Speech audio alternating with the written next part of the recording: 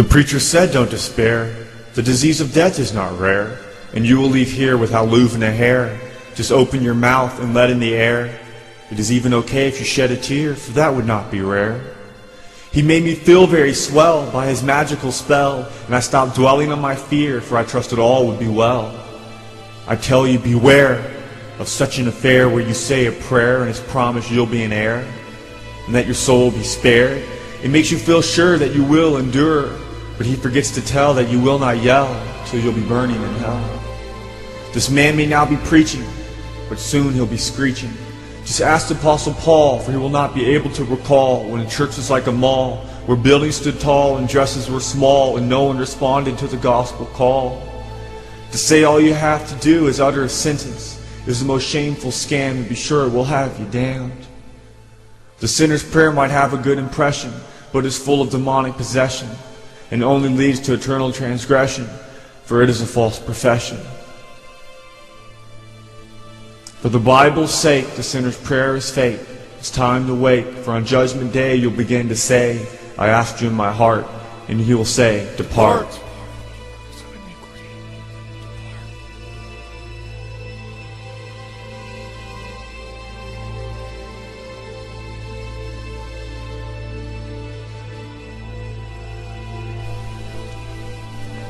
Every Sunday morning, I would wake up and go to church and participate in the greatest idolatry you could ever imagine.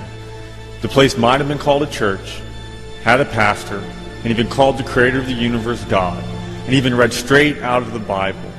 The fact was, I believed in an idol, a false God, and it had me on a path to hell. I believed in a God that allowed me to live in bondage to my sins and still believed that He'd let me into heaven. I believed in a God that would allow me to backslide and have my faith be shipwrecked, yet still believe I'd ever been saved to begin with. I believed in a false God that said all I had to do was at one point in my life say a prayer and ask Jesus in my heart. I believed in a God where I didn't have to renounce everything in my life and follow after Him. I believed in a God that said my emotional feelings were more important than what Scripture says.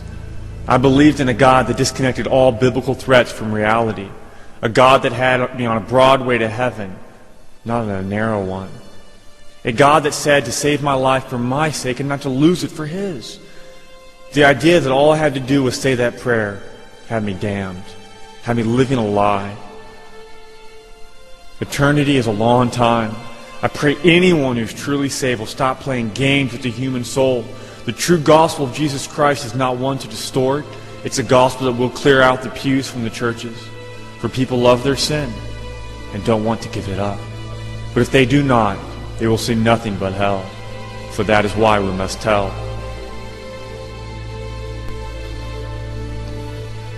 Do not play games with salvation. The fact that hell exists and people have an eternal torment there will motivate anyone who is truly born again and regenerate to not pervert the gospel. The gospel is the power of God unto salvation. Salvation is to be saved from what you were, a self-reliant sinner who had multiple pursuits in life. If you're living in the darkness and rely on a prayer you said years ago to save you, then mark it in the book. You're damned. The evidence that you are saved is that you no longer rely on yourself. You no longer live in bondage to sin. That you will seek God to be glorified in your life. You will love Christ more than anything, because He replaced that heart of stone and He gave you that heart of flesh, and He caused you to walk and obey His statutes. When you seek for God to be glorified, there will be a full-fledged war against all sin that is in your life, for nothing else will matter but Christ. Nothing. Biblical salvation is simple. God saves you, and He becomes your very life. Millions are on the way to hell, yet believe they are not because the sinner's prayer. And that's what it is. The prayer a sinner says to deceive himself into believing he is truly regenerate and born again by the supernatural power of God. It is by false power of a preacher who learned his doctrine from a verse taken out of context. Don't be deceived. Examine your lives and test yourselves. Don't be deceived.